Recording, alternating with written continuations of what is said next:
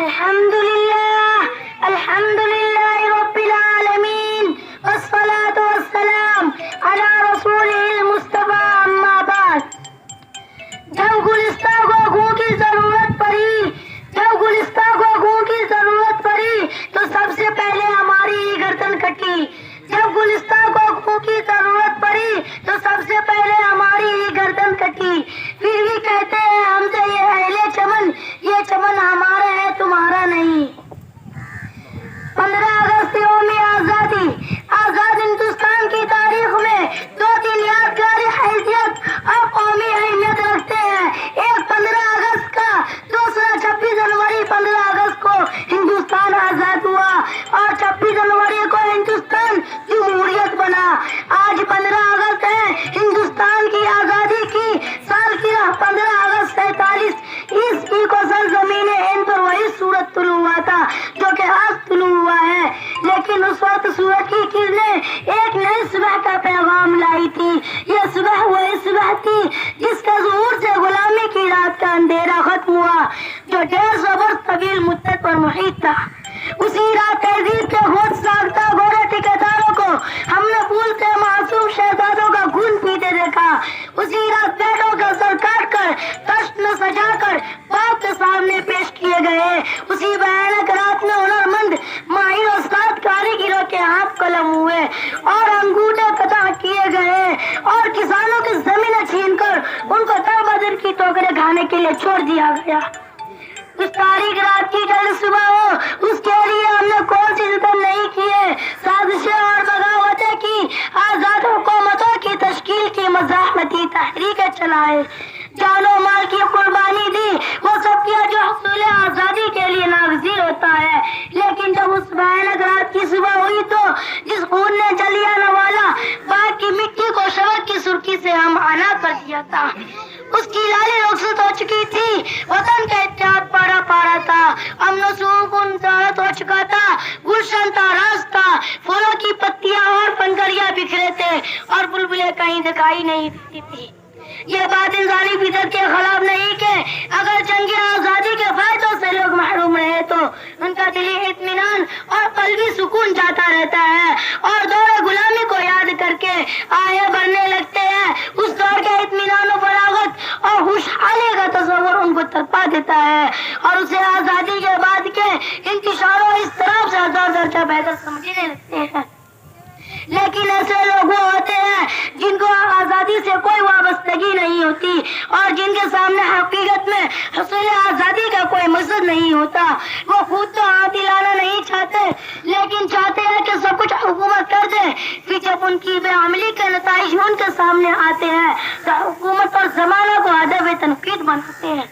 طریقہ یہ ہے کہ آزادی بجائے خود کوئی مقصد نہیں ہوتی، وہ خود تو ہاتھ ہلانا نہیں چاہتے لیکن چاہتا ہے کہ سب کچھ حکومت کر دے، پھر جب ان کی بے عملی کے نتائج ان کے سامنے آتے ہیں اور حکومت اور زمانہ کو ادب تنقید بناتے ہیں۔ طریقہ یہ ہے کہ آزادی بجائے خود کوئی مقصد نہیں ہوتی بلکہ ذریعہ ہوتی ہے۔ آزادی کے معنی قاعدے قانون اور پابندیوں سے نہیں، آزادی کا مطلب یہ نہیں کہ ہر ضابطہ ہر قانون ختم ہو گیا، جو چاہے کرے، کوئی روکنے ٹوکنے والا نہیں، ایسی آزادی نہیں، مذاق ہے۔ اگرچہ آج اشوک اکبر اور شاہجہاں کے سرزمین میں اس کے افسوسناک مظاہرے بھی دیکھنے میں آ رہے ہیں، اس کا دلی اطمینان اور قلبی سکون جاتا رہتا ہے۔ آزادی جادو کی چھڑی بھی نہیں ہوتی کہ ایک پلک جھپکتے ہتھیلی پر سرسوں جم جائے اور آم کی گٹلی سے سبز پودے میں تبدیل ہو جائے۔ آج 15 اگست کو ہم نے اپنی کامیابیوں اور ناکامیوں کا جائزہ لیا۔ 15 اگست ہمیں جشن شادمانی کی بھی دعوت دیتا ہے۔ اس مدت میں ہم نے اپنی کامیابی حاصل کی ہے، آئیے ہم بھی شریک جشن ہو اور اپنی پچھلی کامیابیوں کی خوشیاں منائیں۔ انہی چند باتوں میں اپنی تقریر ختم کرنا چاہتا ہوں۔ وما توفیق الا باللہ۔ الحمدللہ رب العالمین والصلاة والسلام علی رسولہ المصطفیٰ اما بعد۔ جب گلستہ کو گھوں کی ضرورت پڑی تو سب سے پہلے ہماری ہی گردن کٹی۔ جب گلستہ کو گھوں کی ضرورت پڑی تو سب سے پہلے ہماری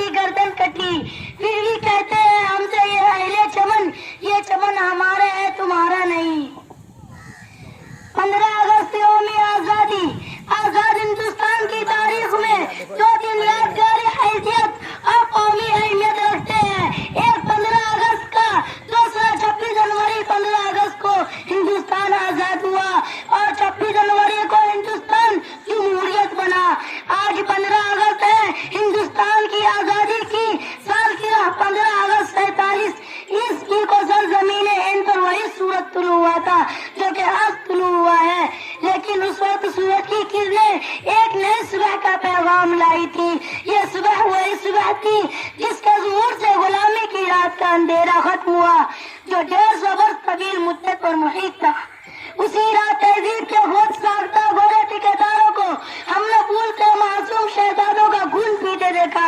اسی رات پیڑوں کا سر کاٹ کر دست میں سجا کر پاک کے سامنے پیش کیے گئے. اسی بھیانک رات میں ہنرمند ماہر استاد کاریگروں کے ہاتھ قلم ہوئے اور انگوٹھے قطع کیے گئے اور کسانوں کی زمینیں چھین کر ان کو در بدر کی ٹوکرے کھانے کے لیے چھوڑ دیا گیا.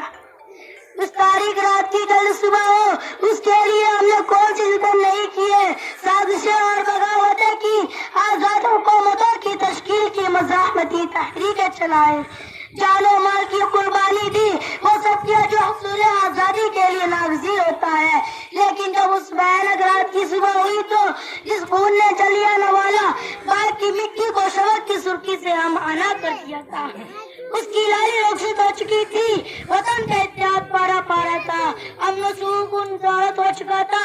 گلشن تھا, راز تھا, پھولوں کی پتیاں اور پنکھڑیاں بکھرے تھے اور بلبلیں کہیں دکھائی نہیں دیتی تھی. یہ بات انسانی فطرت کے خلاف نہیں کہ اگر جنگ آزادی کے فائدوں سے لوگ محروم رہے تو ان کا دلی اطمینان اور قلبی سکون جاتا رہتا ہے اور دور غلامی کو یاد کر کے آئے بڑھنے لگتے ہیں. اس دور کے اطمینان و بلاغت اور خوشحالی کا تصور ان کو تڑپا دیتا ہے اور اسے آزادی کے بعد کے انتشار و اضطراب سے درجہ بہتر سمجھنے لگتے ہیں. لیکن ایسے لوگ وہ ہوتے ہیں جن کو آزادی سے کوئی وابستگی نہیں ہوتی اور جن کے سامنے حقیقت میں حصول آزادی کا کوئی مقصد نہیں ہوتا. وہ خود تو ہاتھ ہلانا نہیں چاہتے لیکن چاہتے ہیں کہ سب کچھ حکومت کر دے. پھر جب ان کی بے عملی کے نتائج ان کے سامنے آتے ہیں تو حکومت اور زمانہ کو ہدف تنقید بناتے ہیں. طریقہ یہ ہے کہ آزادی بجائے خود کوئی مقصد نہیں ہوتی. وہ خود تو ہاتھ ہلانا نہیں چاہتے لیکن چاہتا ہے کہ سب کچھ حکومت کر دے. پھر جب ان کی بے عملی کے نتائج ان کے سامنے آتے ہیں اور حکومت اور زمانہ کو ہدف تنقید بناتے ہیں. طریقہ یہ ہے کہ آزادی بجائے خود کوئی مقصد نہیں ہوتی بلکہ ذریعہ ہوتی ہے. آزادی کے معنی قاعدے قانون اور پابندیوں سے نہیں. آزادی کا مطلب یہ نہیں کہ ہر ضابطہ ہر قانون ختم ہو گیا, جو چاہے کرے, کوئی روکنے ٹوکنے والا نہیں. ایسی آزادی نہیں, مذاق ہے. اگرچہ حاج اشوک اکبر و شاہجہاں کے سرزمین میں اس کے حساس مظاہرے بھی دیکھنے میں آ رہے ہیں, اس کا دلی اطمینان اور قلبی سکون جاتا رہتا ہے. آزادی جادو کی جڑی بھی نہیں ہوتی کہ ایک پلک جھپکتے ہتھیلی بسر سے جم جائے اور آم کی گلی سرسبز پودے میں تبدیل ہو جائے. آج 15 اگست کو ہم نے اپنی کامیابیوں اور ناکامیوں کا جائزہ لیا. 15 اگست ہمیں جشن شادمانی کی بھی دعوت دیتا ہے. اس مدت میں ہم نے اپنی کامیابی حاصل کی ہے. آئیے ہم بھی شریک جشن ہو اور اپنی پچھلی کامیابیوں کی خوشیاں منائیں. یہ چند باتوں میں اپنی تقریر ختم کرنا چاہتا ہوں. وما توفیق الا باللہ.